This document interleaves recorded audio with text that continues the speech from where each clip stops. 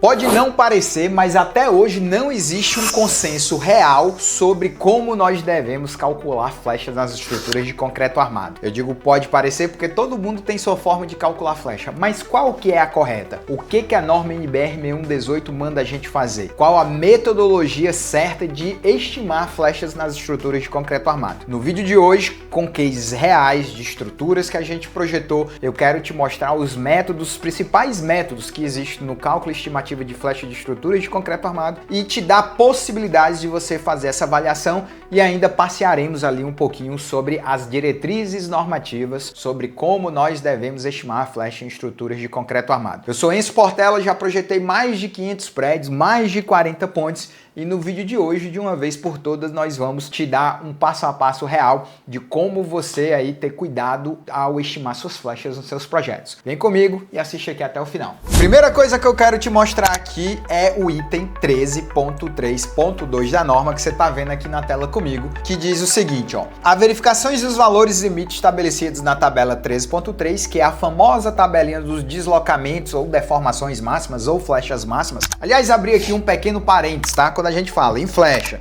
deformação excessiva, deflexões ou deslocamentos, normalmente a gente quer dizer a mesma coisa, que é flecha em viga e em laje, tá? Bom, o que a norma está dizendo aqui para nós? Ela está estabelecendo no item 17.3 a seguinte situação. A norma, pessoal, ela não vai estabelecer para nós qual é o método que você vai estimar flecha. Você pode olhar aqui no estado limite de deformação, que é o que a norma impõe como cálculo de flecha, que em nenhum momento ela vai dizer para você, não, calcula pela equação da linha elástica, ou calcula por grelha linear, ou calcula por métodos elementos finitos, ou calcula por grelha não linear. Ela não nos fala isso. No entanto, ela vai deixar claro o seguinte, ó: no caso lá da análise da deformação excessiva, deve ser realizada através de modelos que considerem a rigidez efetiva das seções do elemento estrutural, ou seja, que levem em consideração. Aí ela estipula aqui 3 critérios para nós. Primeiro, tem que levar em conta a presença da armadura, tem que levar em conta as exigências de fissuras no concreto ao longo dessa armadura ali do trecho, né, que são as não linearidades físicas que acontecem, e as deformações diferidas no tempo. Em outras palavras, vamos resumir o que a norma está dizendo aqui para nós. Ela olha para ti e diz assim: ô engenheiro, tu vai estimar a flecha na estrutura de concreto? Beleza. Usa o modelo que tu quiser, cara. No entanto, o modelo que tu tá utilizando tem que levar em consideração a presença da armadura, a fissuração do concreto, ou seja, a não linearidade física que vai surgir no concreto na hora que a peça fissura, e terceiro, a fluência que vai ter esse concreto uma vez que você tá aí contabilizando a flecha ao longo do tempo. Porque o que é que acontece por conta do comportamento do concreto? Você carrega a estrutura e imediatamente ela tem uma flecha imediata na hora que a carga acontece, só que também tem uma flecha que vai acontecendo com o tempo. Normalmente essa fluência do concreto dura ali a nível de modelo coisa de 60 a 70 meses. Até 70 meses é importante você considerar nos seus modelos de análise a fluência desse concreto. Então a norma está dizendo pra gente que tem que ter não linearidade física e tem que ter fluência do concreto. Mas ela não diz para nós a metodologia. No entanto, a norma vai dizer outra coisa importante para nós. Se a gente for lá na página da norma que diz as combinações de estado limite de serviço, que é o item 11.8.32, que você está vendo aqui, no cálculo da carga, eu vou considerar para o caso específico da flecha a combinação quase permanente. Pessoal, a combinação quase permanente, você tem 100% da carga permanente, peso próprio, pavimentação e revestimento, alvenaria e afins, e tem ali um PIS2 vezes a carga acidental. Normalmente, para as estruturas residenciais, esse PIS2 vai ficar ali um valor da ordem de 0,6, tá? Esse é o valor. Ah, mas aí se eu tiver um prédio com garagem, modifica um pouco. Se for uma biblioteca, modifica um pouco. Mas o próprio default dos softwares está 0,6. Você que projeta casa provavelmente está usando PIS2 de 0,6 sem nem saber que está utilizando.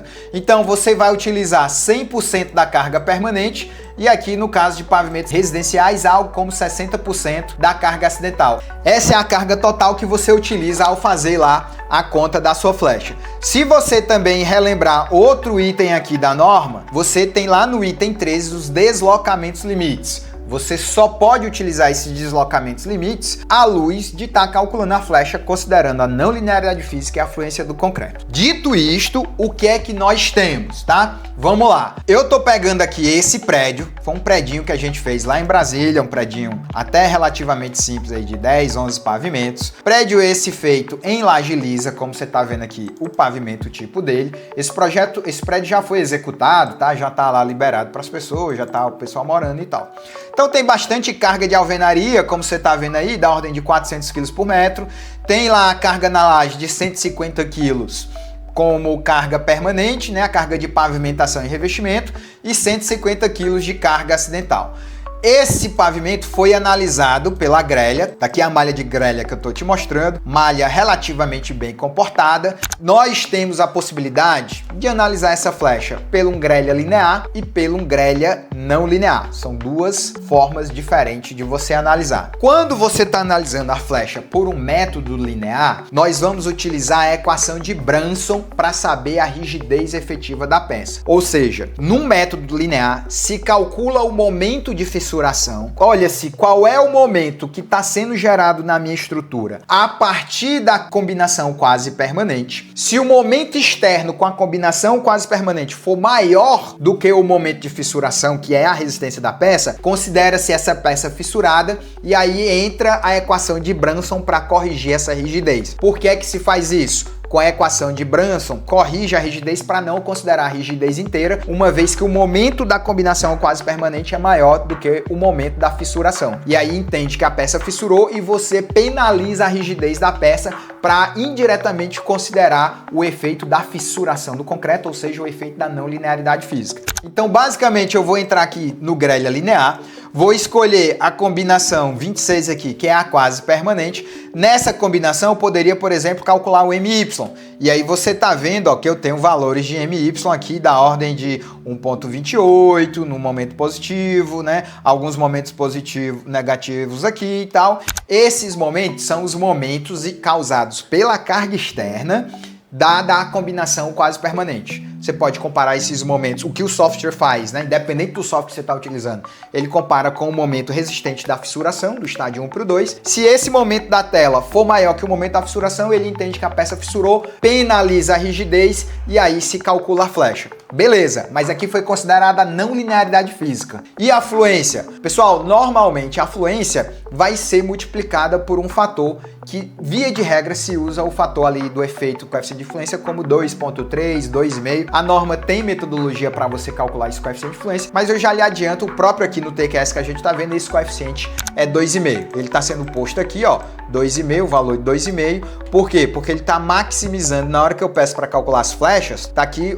o pavimento deformado. Esse pavimento deformado aqui, ele já está com a flecha multiplicada por 2,5. Ou seja, essa flecha que eu estou analisando é uma flecha que está no infinito. Como assim no infinito, Enzo? Já contabiliza a flecha diferida, que foi calculada considerando a não linearidade física lá com a penalização da inércia pela equação de Branson, e considera também a fluência do concreto. Por isso esse valor de 2,5 aqui é ajustado para multiplicar o valor da flecha imediata em 2,5 e aí eu tenho a flecha no infinito. O que a gente chama infinito aqui é um prazo da ordem de 70 meses, que representa quando a fluência do concreto aconteceu quase por completa, tá? E aí por isso tem esse valor. Você vê um ponto importante, aqui não tem nenhum tratamento da carga especial, né? Porque a carga vai entrando paulatinamente na estrutura, isso não é levado em conta.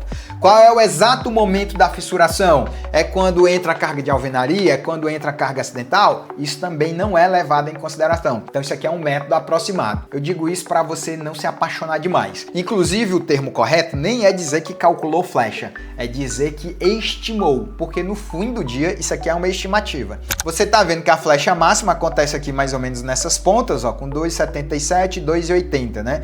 Valores da ordem de 2,80. Grave isso. Eu agora já processei o grelha não linear e vou abrir agora aqui para você as flechas devidas ao grelha não linear. Vou colocar a mesma combinação aqui, que é a combinação quase permanente, ok? E vou pedir o meu deslocamento aqui no infinito. Você tá vendo que o deslocamento máximo aqui, se a gente for analisar inclusive aquele mesmo ponto, até o máximo aqui inclusive já aconteceu em pontos diferentes, né? Ó, tá com da ordem de 1 centímetro, enquanto o outro tava com 2,80. Você tá vendo aqui, ó, 1,40, né? Por que acontece essas diferenças no cálculo da flecha para um método de grelha não linear e um grelha linear? É preciso entender que o grelha não linear, ele faz algumas considerações que um grelha linear não faz. Então, as flechas no grelha não linear tendem a ser sempre menores que as flechas no grelha linear, tá? Por quê? Primeira coisa que você tem que entender, o grelha não linear, a contabilização da flecha, a estimativa da flecha, é feita em termos de steps. Aqui no meu tem 12. E por que 12? Porque são 5 steps para carga de peso próprio, 5 steps para carga permanente, para as outras cargas permanentes, e mais 2 para carga acidental. Esse não entendi nada. Vamos lá. Quando um prédio é construído, gente, quando uma laje é feita, a laje não simplesmente é feita hoje e amanhã já está com 100% da carga. A laje foi concretada hoje e amanhã já está com alvenaria, pavimentação, revestimento e carga acidental. Não é assim. A construção faz com que as cargas entrem aos poucos. O grelha linear meio que não leva isso em consideração. O grelha não linear, de um certo sentido, ele leva isso em consideração. Por quê? Porque ele vai fazendo incrementos de carga. Então, os 5 primeiros steps, os 5 primeiros incrementos são o quê? Ele analisa meu pavimento com 20% do peso próprio, depois com 40% do peso próprio, depois 60%, depois 80%, depois 100%. Aí depois 100% do peso próprio e 20% da carga de pavimentação e alvenaria. Depois 100% do peso próprio e 40% da pavimentação e alvenaria. Depois 100% do peso próprio, e aí você já entendeu. Aí depois 100% do peso próprio, 100% de pavimentação e alvenaria e 50% da acidental. E depois o conjunto inteiro. E por que isso é bom? Porque em cada step, e é por isso que o processamento de um grelha não linear demora muito mais do que o grelha linear, em cada um desses steps, ele vai calcular a flecha, o momento e a fissura. Aí ele se pergunta, fissurou? Fissurou não. Então considera a inércia cheia e agora vamos para 40%. Fissurou? Fissurou não. E aí ele vai simulando a entrada da carga. Porque imagina, a laje é concretada e está escorada. Então tem um peso próprio, mas está escorada ali com vãos pequenos, né? Então a carga menor do que o peso próprio da laje está atuando de fato na laje, que é ali 20%, 40% e tal. Depois você tira o escoramento, aí passou a atuar 100% do peso próprio da laje, que é o final do step 5. Aí constrói a alvenaria, aí você chegou no step 7. Aí constrói a pavimentação, aí chegou no step 10. Aí vende o apartamento, as pessoas entram no apartamento, aí chegou no step 12. Né? Só bem mais lá para frente, depois a distância da atuação da carga acidental com a concretagem da laje, às vezes demora 2 anos, né? Demora, gente, demora. E o grelha não linear vai levando isso em consideração. Mas a beleza tá que o grelha não linear, ele vai saber qual é o step que de fato acontece a fissuração. E na hora que, por exemplo, eu tô ligando aqui, vou ligar aqui para vocês, ó, a fissura, né? Porque ele faz o cálculo da fissura. Então eu tô na combinação frequente agora e tô analisando a fissura do concreto. Vamos voltar lá pro step 1, por exemplo, ó, vou voltar tudo aqui para você. Step 1, fissurou? Não tem fissura, ó, tá vendo? Aí vou pro step 2, não tem fissura. Step 3, apareceu uma fissurinha aqui, mas nada demais. Step 4, apareceu uma fissurinha ou outra, mas nada demais. Aí no step 7, ó, já começou a ter algumas fissuras em alguns pontos da laje. Mas você tá vendo que tá tudo concentrado sobre o pilar, porque tá fissurando ali o encontro da laje com o pilar. Lá no step 12, você continua agora com fissuras maiores, mas nenhum absurdo. Então, esse passo a passo de onde a fissura entra acontece de fato. E aí tem a correção, a penalização da inércia para baixo. No grelha não linear, eu sei exatamente onde acontece. Sei a nível de modelo. E essa conta é levada em consideração na hora que eu estou calculando minha laje, estimando a flecha da laje ou da viga. É por isso que o grelha não linear tende a apresentar fissuras mais baixas do que a do grelha linear. Enson, resumindo aqui esse vídeo, gostei muito de toda essa explicação que você fez. Mas resumindo a ópera aqui, tu vai ver fissura onde? Tu vai ver fissura no grelha linear ou não linear? Aqui, né? Onde é que você vê? Se for em concreto armado, eu tendo a ver a flecha, o resultado da flecha, sempre no grelha não linear. Porque eu acho um modelo de cálculo mais apurado, né, mais refinado. Agora, tá errado o grelha linear? Óbvio que não, inclusive ele é até de uma certa forma mais conservador. Então assim, você fazer o cálculo da flecha pelo grelha linear ou não linear, os dois estão corretos. Eu já fiz centenas de prédios assim, olhando o grelha não linear e desde que você tenha modelado corretamente, carregado corretamente, vai dar tudo certo, porque simplesmente o modelo é refinado. Às vezes, eu já vou te adiantando que você se assusta. Às vezes os valores dão bem próximos, mas muitas vezes o valor do grelha linear dá mais baixo. E aí a estrutura passa ali e fica mais fácil de você resolver a parada. Eu, particularmente, gosto muito mais de ver minhas flechas no grelha não linear. Quando eu estou, agora um parênteses gigante, quando eu estou em uma estrutura de concreto protendido, neste caso, não faz o menor sentido eu estar analisando a flecha pelo grelha não linear. Por quê? Porque a presença da proteção me garante que não vai haver fissura e nesse contexto eu não tenho que penalizar a inércia da peça. A inércia da peça é completa. Então isso é mais uma vantagem que o uso da proteção nos traz, né? A estimativa da flecha pode acontecer dentro de um ambiente elástico linear, porque eu estou com a carga em serviço e não uma carga última que estaria fissurando a peça. Isso é muito bom. Então nesse caso aqui, ó, flecha de 1,37. Se tiver alvenaria aqui, teria só que ver se engrossa a laje ou faz ali uma contra-flecha, ou se protenderia. Acho que protender aqui não compensaria, né? Porque tá com 1,37, uma contra-flecha aqui da ordem de 1 centímetro já resolveria. Inclusive, para falar de contra-flecha, eu gosto muito de fazer o seguinte, ó. O peso próprio tá aqui no item 5, né? Então é uma flecha que garantidamente vai existir. O que é que eu faço, ó? Contra o peso próprio deu uma flecha de 0,7, né? Então bota ali uma contra-flecha de no máximo 0,7 a 1 centímetro, porque no máximo eu vou zerar o peso próprio quando não tiver nada em cima da estrutura. Isso é uma estimativa de valor de contra-flecha mínima ali que eu gosto, mínima, máxima, né? Que eu gosto de utilizar na hora que eu tô fazendo meus projetos. Mas é assim que a gente pode olhar a flecha aqui nas nossas estruturas, beleza? E aí, gostou? Se ficou alguma dúvida, deixa lá nos teus comentários que daqui a pouco a gente aparece lá para te ajudar a responder. Um lembrete importante, nós estamos com inscrições abertas na nossa pós-graduação em estruturas de concreto. Se quiser conhecer um pouco mais, eu vou deixar o link aqui na descrição do vídeo. Clica lá para você receber todas as informações da nossa pós e fazer parte aqui da comunidade do INEC, Instituto Nacional de Engenharia Civil, centenas de engenheiros do Brasil inteiro aprendendo a projetar com a gente. Espero ver você aqui na nossa comunidade. Clica lá no link para ter acesso às nossas informações da nossa pós. A gente se vê.